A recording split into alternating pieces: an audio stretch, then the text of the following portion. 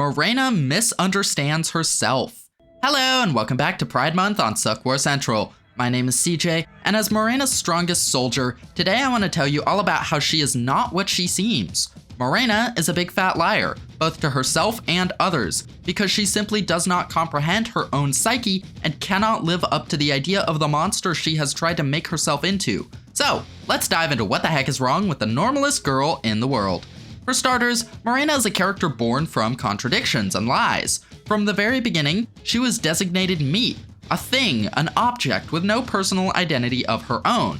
The right to be a person, and thus her sense of personhood, was taken from her. The only way for Morena to exist as a person and even begin to construct her own identity is to take it from someone else and copy an existing template. That's why she still uses the name Morena. Way back when, Morena had to assume the true Morena's identity in order to survive and take her place. However, this identity as a person named Morena Prudo was not just a false identity adopted for convenience. It remains the only personhood Morena has ever known. Morena is living a lie, you see. There is no practical reason to even call herself Morena anymore. All her followers are loyal to her. They'd call her whatever she wants. She could call herself anything, but she has nothing. Because she was never allowed personhood, she doesn't see herself as a person, doesn't understand what it's like to be a person. She's a mask with nothing underneath. This motif of pretending to be something she cannot understand continues into her nen ability, Contagion. Morena, in this nen ability, positions herself as the parent, but she has no idea what a parent is or what a parent does. I don't mean that in the usual way of what a parent should be, or like her ability shows some kind of dark and twisted version of parenthood.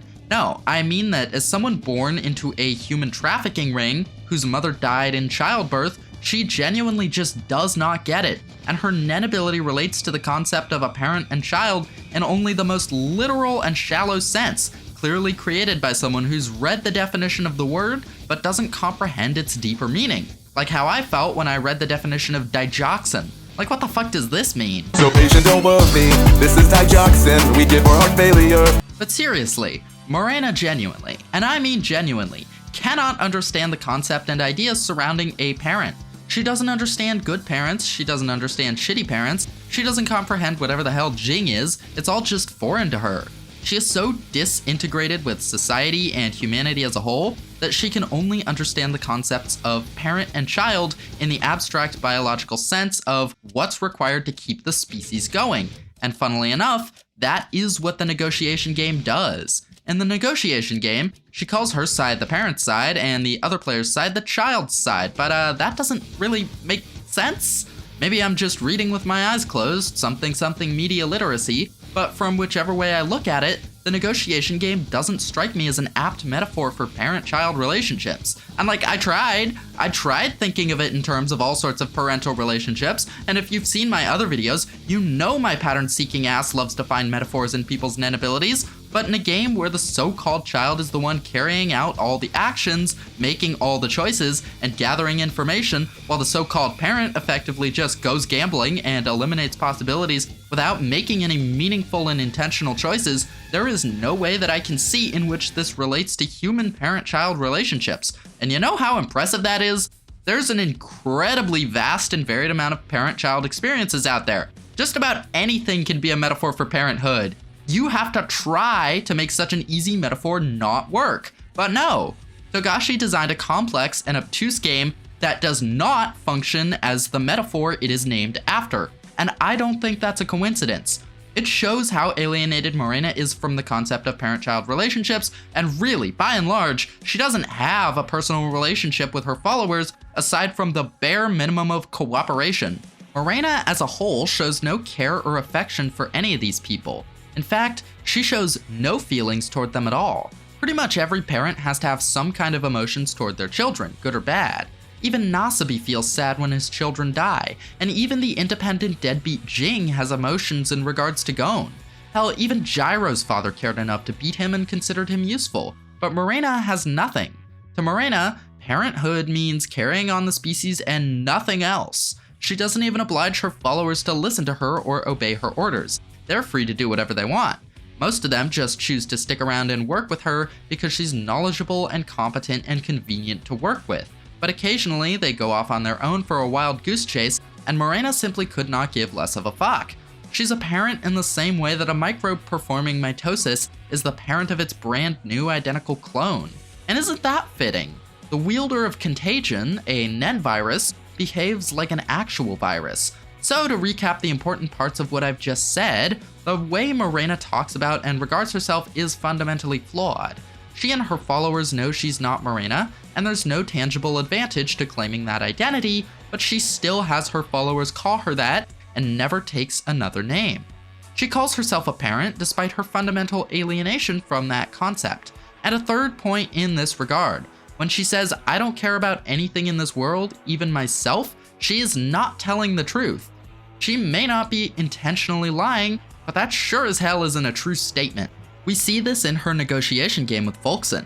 When Volksen asks her about herself and is trying to get to know her, Morena blushes. She's affected by it. It means something to her that Volksen is interested in her. That wouldn't be possible if Morena truly had no care or investment in herself. In that case, she would feel nothing. And furthermore, if she truly was incapable of caring about anything in the world, she wouldn't feel anything for Volksen either. But over the course of the negotiation game, she clearly and visibly gets attached to this woman and is even offended when Volksen cheats at the game. Morena does feel things. She's the fakest idgaffer ever. I don't know if she's got some kind of weird cognitive dissonance going on, or if she's desperately trying to convince herself, but this whole I care about nothing shtick falls apart so fast within minutes of meeting a butchy femme army baddie, which is honestly understandable, but still, girl folded under zero pressure. Like, look at these panels. She's quickly getting invested in Volksen in unique ways that she doesn't seem to extend to anyone else in her group. And that's because Volksen is different from the others. Volksen is the only person who was here against her will as far as we know. Every other member of the Heili wanted to kill people. They were playing the negotiation game for their own self-interest. They just wanted to clear it and gain the power to kill people. When Volksen asks questions about Morena, she acts surprised and flustered, indicating that this is unusual. The other Heili members still frame it as a transactional relationship. Look at Padale. He doesn't care about Morena or her mission. He just loves to kill people because it feels good, and is only loyal to Morena since she made his dream come true. Morena claims with authority that she doesn't care about anything, but she's never had anyone even seem like they care about her, which is why her game with Volksen sparked up all these new feelings she wasn't expecting. The other Heili members are using Morena just as much as she's using them, and they all know it. That's why they feel nothing for each other. But Morena caring about Volksen is the final nail in the coffin to me, sealing the deal that Morena doesn't understand herself. She thinks she knows who she is as a person and has it all figured out, but for obvious reasons she's incredibly developmentally stunted. After a lifetime of being alienated from the human experience, dehumanized even, she's having these experiences for the very first time. So everything she says about herself, who she is, and what she wants is suspect. It's subject to change, because Morena can't truthfully say any of those things with the authority or confidence that she does. So, in this panel, when she says she'll never change her goal no matter what, even this is something we can doubt, because Morena, girl, respectfully, you do not know this. Does all this sound familiar? Yeah, that's why this is a Pride Month video. I think that Morena is the next Meruem, and Volksen is the next Komagi, and the power of Toxic Yuri is gonna change her mind.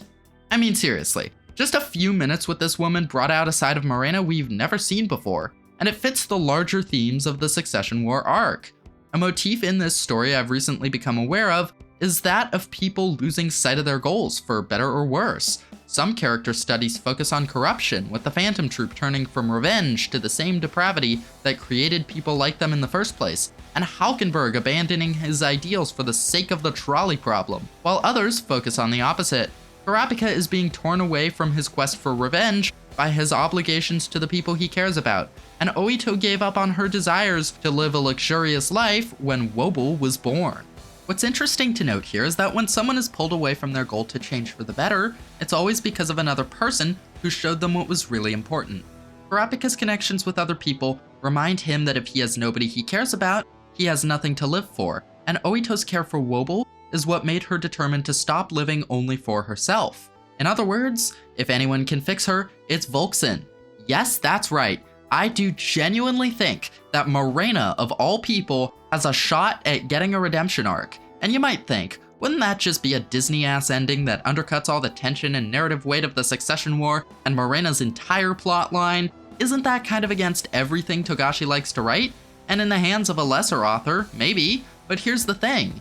Even if Morena is redeemed, that won't change much. It won't suddenly solve all the problems or undo the damage her faction has caused. And even more importantly, it won't stop them from continuing to cause that damage. The main reason for that is something I've been highlighting this whole time.